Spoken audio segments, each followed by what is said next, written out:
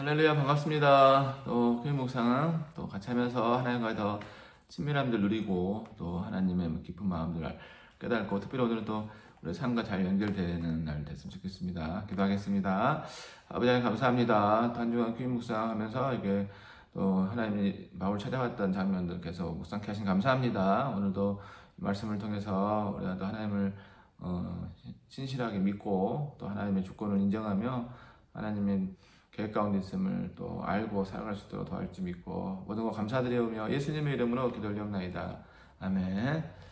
오늘 사도행전 9장 1절에서 9절 또 개역 개정을 한번 읽겠습니다. 사울이 주의 제자들에 대하여 여전히 이욕과 살기가 등등하여 대제사장에게 가서 담메색 여러 회당에 가져갈 공문을 청하니 이는 만일 그 도를 따르는 사람을 만나면 남녀를 막론하고 결박하여 예루살렘으로 잡아오려 함이라. 사울이 길을 가다가 다메섹에 가까이 이르더니 홀련히 하늘로부터 빛이 그를 눌러 비치는지라. 땅에 엎드러져 들음에 소리가 있어 이르시되 사울아 사울아 내가 어찌하여 나를 박해하느냐 하시거늘 대답하되 주여 누구시니까 이르시되 나는 내가 박해하는 예수라. 너는 일어나 시내로 들어가라. 내가 행할 일을 내게 이를 자가 있느니라 하시니 같이 가던 사람들은 소리만 듣고 아무도 보지 못하여 말을 못하고 서 있더라. 사울이 땅에서 일어나 눈은 떴으나 아무것도 보지 못하고 사람의 손에 끌려 다메섹으로 들어가서 사흘 동안 보지 못하고 먹지도 마시도 아니하니라. 아멘. 네, 세 번역을 한번 읽겠습니다. 사울은 여전히 주님의 제자들을 위협하면서 살기를 띠고 있었다. 그는 대제사장에게 가서 다마스쿠스에 있는 여러 회당으로 보내는 편지를 써달라고 하였다. 그는 그 도를 믿는 사람은 남자나 여자나 가리지 않고 닥치는 대로 묶어서 예루살렘으로 끌고 오려는 것이었다. 사울이 길을 가다가 다마스쿠스 가까이 이르렀을 때에 갑자기 하늘에서 환한 빛이 그를 둘러 비추었다. 그는 땅에 엎어졌다. 그리고 그는 사울아 사울아 내가 왜 나를 핍박하려냐 하는 음성을 들었다. 그래서 그가 주님 누구십니까? 라고 물으니 나는 내가 핍박하는 예수다. 일어나서 성 안으로 들어가거라. 내가 해야 할 일을 알려줄 사람이 있을 것이다 하는 음성이 들려왔다. 그와 동행하는 사람들은 소리는 들었으나 아무도 보이지는 않으므로 말을 못하고 멍하게 서 있었다. 사울은 땅에서 일어나서 눈을 떴으나 아무것도 볼 수가 없었다. 그래서 사람들이 그의 손을 끌고 다마스크로 데리고 갔다. 그는 사흘 동안 앞을 보지 못하는 상태에서 먹지도 않고 마시지도 않았다. 아멘. 땅에 엎드러져 들으며 소리가 있어 이르시되 사울아 사울아 내가 어찌 나를 박해하느냐 하시거늘. 사도행전 9장 4절 말씀합니다. 아멘. 암송구절했습니다. 오늘 다섯째 날 질문은 우리 삶과 말씀을 연결해 보는데요. 하나님께 충성했던 사울은 기독교인을 열심히 핍박했습니다. 지금도 기독교인들 가운데 혹시 하나님을 이해하는 일이라고 하면서 하나님을 거스르는 일들은 무엇이 있는지 살펴보세요. 예, 우리가 뭐 성경에도 마르다가 주님 위해서 이렇게 음식 준비하는데 짜증내면서 막 예수님한테 왜 마리아는 가만 두냐고 막 이랬다고 그러잖아요. 그래서 주님을 위한다지만 정작 주님은 생각하지 않고 자기 의가 드러나는 모습도 있을 수 있다는 생각이 듭니다. 뭐가 있을까요? 구체적으로 잘 생각하는 일은 없지만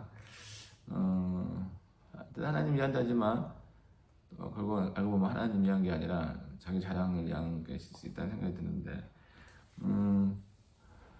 뭐가 있을까? 예, 그때 생각나는 거 있으면 한번 밤치봤으면 좋겠습니다. 사울은 다메섹으로 가는 중 예수님을 만났습니다. 여러분은 언제 어디서 어떻게 예수님을 만났나요? 저는 뭐 고등학교 때 그 독서실 있잖아요. 독서실에서 공부하는데 친구가 이렇게 한번 만나서 얘기 좀 하재요.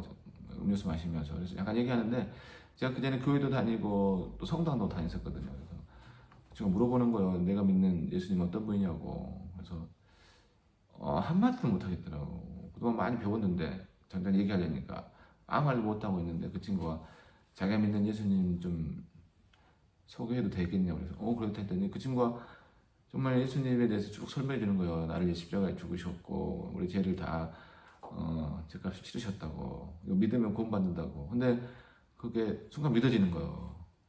그래서 막 펑펑 회개하면서 과거에 잘못된 것들 막 뉘우치면서 하나님 앞에 울면서 기도했던 기억이 있어요.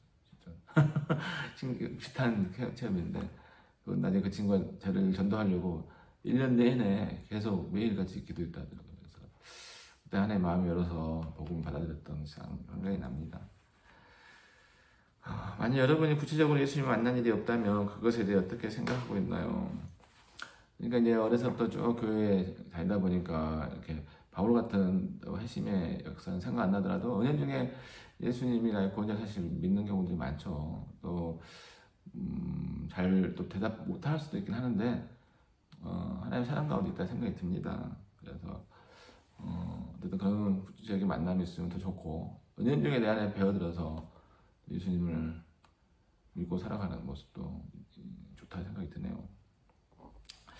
근데 정말 예수님 전혀 안 믿어지고 교회 와서 앉아있는데 예배에 가는데 간격도 없고 그러면 한번 기도해야죠. 주님 좀 찾아와서 만나달라고. 저도 교회를 꾸준히 다녔었어요. 그 예수님 인격적으로 만나기 전에. 근데 그게 이제 들었던 말씀들이 그때 이게 좀 역사함에 힘이 있었는지 모르겠지만 우리 친구들 가끔 물어보면 학생들 안 믿어진다는 학생도 있어요. 교회 잘 나오고 예배 드리는데. 그래서 그럴 때마다 복음을 늘 전하는데 어쨌든 더 기도하고 또 주의 때를 기다리는 게 좋겠다 싶습니다. 사울은 무엇 때문에 예수 믿는 사람들을 이단처럼 대했나요? 그 당시 사울이 기독교를 이단으로 생각하게 된 여러 가지 요인들을 말해보세요. 예수 믿는 사람들이 이제 기독교가 예수 믿는 종교잖아요. 자기들이 죽인 십자가에 못 박은 예수님이 메시아라고 구원자라고 받아들이기 어려운 거죠. 왜냐하면 예수님이 또 뭐랄까 어쨌든 자기들 내가 죽었다는 자기들의 그런 걸 메시아를 죽였다는 걸 인정하기 싫은 것도 있을 수 있고 그래서 일단 기독교에 뭐 예수님에게 뭐 신성모독했다 뭐 여러 가지 말도 안 되는 얘기 가지고 예수님을 십자가에 넘겼잖아요. 그러니까 그런 걸 자기들 인정하기 싫은 거겠죠. 그래서 예수님을 부인하려고 했던 것 같고요. 사울은 아마 그런 율법에서 벗어났다 생각했을 것 같긴 해요. 또 어떤 안식일 논쟁 뭐 이런 것도 예수님 있었잖아요. 그런 걸 복음을 받아들이지 못했던 거죠. 지금 유대교는 기독교를 어떻게 보고 있는지 말해보세요. 유대교에 있는 사람은 지금도 예수님 믿지 않죠. 자기들 십자가에 못 박은 예수님이 구원자라는 사실을 인정하기 싫은 거죠.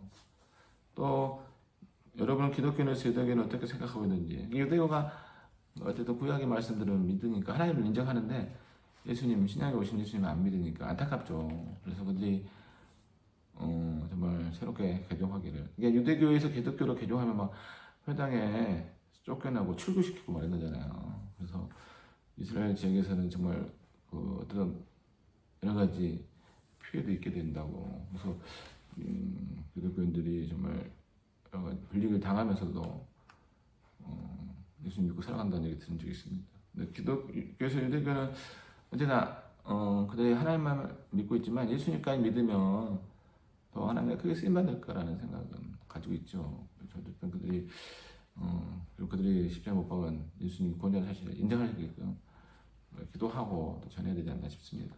그러니까 이스라엘이 땅끝이라는 말도 있잖아요. 백투더 예루살렘. 그래가지고 유대인들에게 복음 전하기 제일 어렵다 뭐 이런 얘기도 하는데 어쨌든 그들에게도 또 구원의 은혜가 있을지 믿습니다. 이 세상 모든 교육은 중간은 없다라는 유대인 교육에 대해 어떻게 생각하시나요?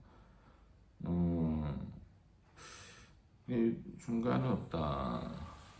유대교 제가 좋아하는 점은 이제 하마르타라고 공부하는 방식이 토론식인 거 이런 거 되게 좋게 생각하거든요. 그냥 우리나라 일방적인 주입식보다는 서로 얘기하면서 또 배워가는 거 좋다고 생각이 드는데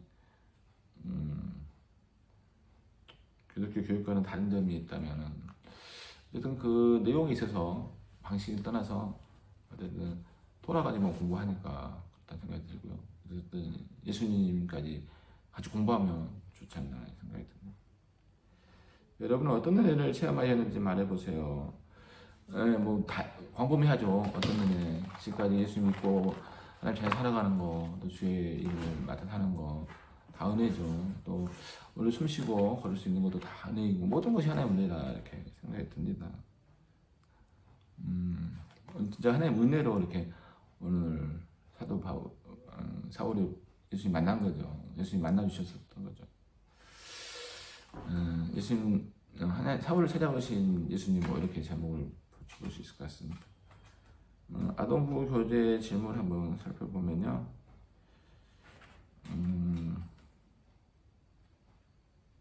여러분은 잘하고 있는 것 같지만 하나님께서 싫어하시는 것은 무엇이 있을까요? 그러니까 기도만 하는 것보다 말씀도 같이 보라고 그러잖아요. 그래서 신앙의 균형이 있으면 좋아하지 않을까 싶습니다.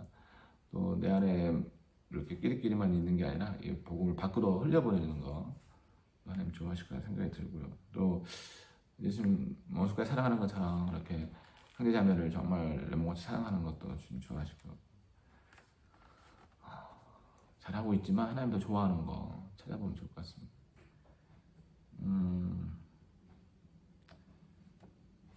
가장 기억에 남는 장면, 어쨌든 하늘에서 음성이 들리는 거 너무 귀한 거죠. 기도하겠습니다. 하나님 감사합니다. 오늘도 이렇게 묵상하면서 우리 삶을 또 말씀과 비춰보게 하신 감사합니다. 늘 성령 충만함으로 이 말씀을 삶 가운데 잘 녹여들여서 하나님 기뻐하는 일, 또 하나님 나라 의를 위해서 쓰임받는 일 넘치게 도와주시옵소서. 유대인들에게도 예수님을 믿을 수 있는 마음 주셔서 그들이 하나님 말듯이 예수님까지 믿어서 하나님 크게 쓰임받게 도와주시고, 우리가 받은 애들을 또 주변에 흘려보낼 수 있는 또 축복의 통로로 하나님께서 인도할 줄 믿고 감사드리옵고 예수님 이름으로 기도 올려옵나이다. 아멘. 네, 오늘 함께 해주셔서 감사합니다. 주님을 잘 축복합니다.